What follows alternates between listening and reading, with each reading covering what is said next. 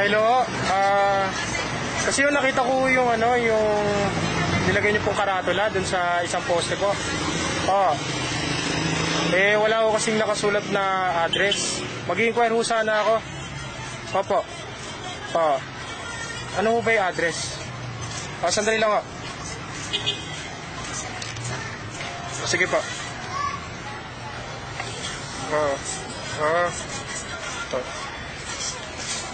Kayo ho ba yung kahera? Opo. Aling Mira? Aling Mira. Okay. Pupunta na lang po ako dyan. Opo. Pupunta na lang po ako dyan. Salamat po. Sige. Ito po yung bayad. Salamat po.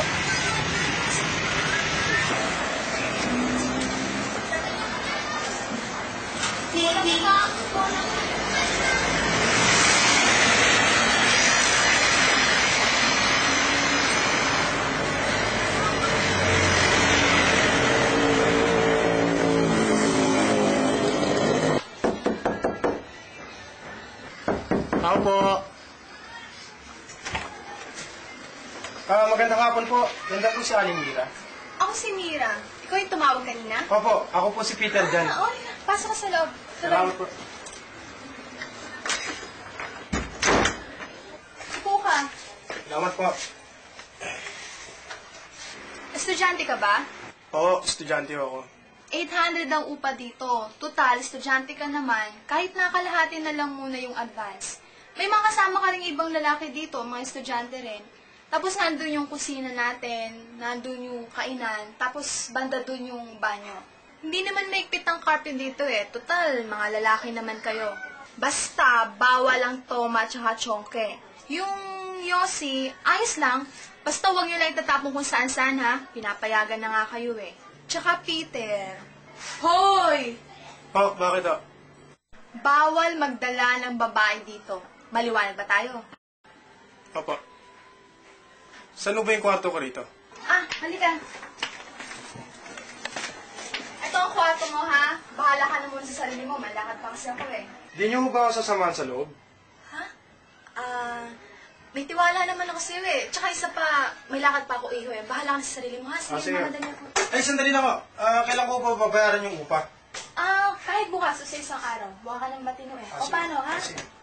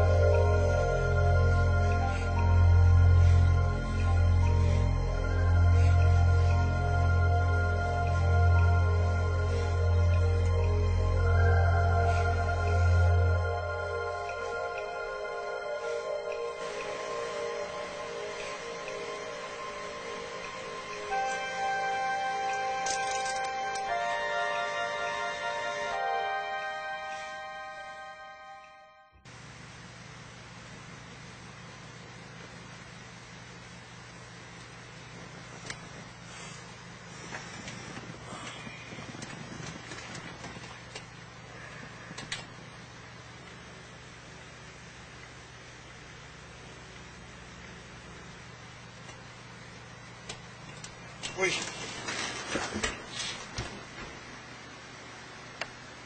Ay, pare, kamo mo ba to? Ayos lang. Naghihili ka kaya di na kita ginising. Tsaka isa pa, masarap kang tingnan matulog. Mahimbing. Bibihira lang ang mga tao kung tingnan ko habang natutulog. Pasensya na pare ha. Kasi napagod ako kanina kakahanap ng boarding house eh. Kaya nakatulog ako dito sa kamo. Peter nga pala pare.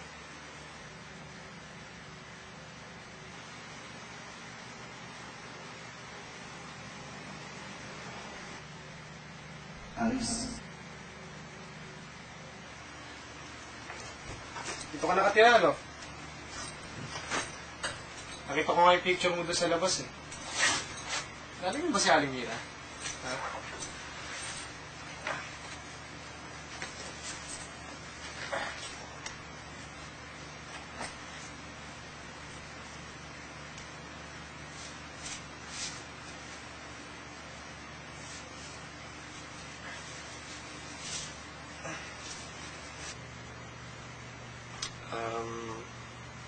So, malambot ba ang kama ko? Ayos lang. Tulog na ako agad eh. Pag tinatamad ka nang pumalik sa kama mo, kahit tsaka na lang matulog sa kama ko, gusto mo, tabi pa tayo eh. Pare, huwag na. Kasi pag naman ako makit eh. Ay, karata to. Ganun ba? Oo. Kamusta tulog? Nanaginip ka ba? Panaginip? Meron, kaso magulo eh. Di ba ganun naman parati ang panaginip? Lagi magulo. Paano magulo? Magulo yung hindi mo maintindihan yung kwento.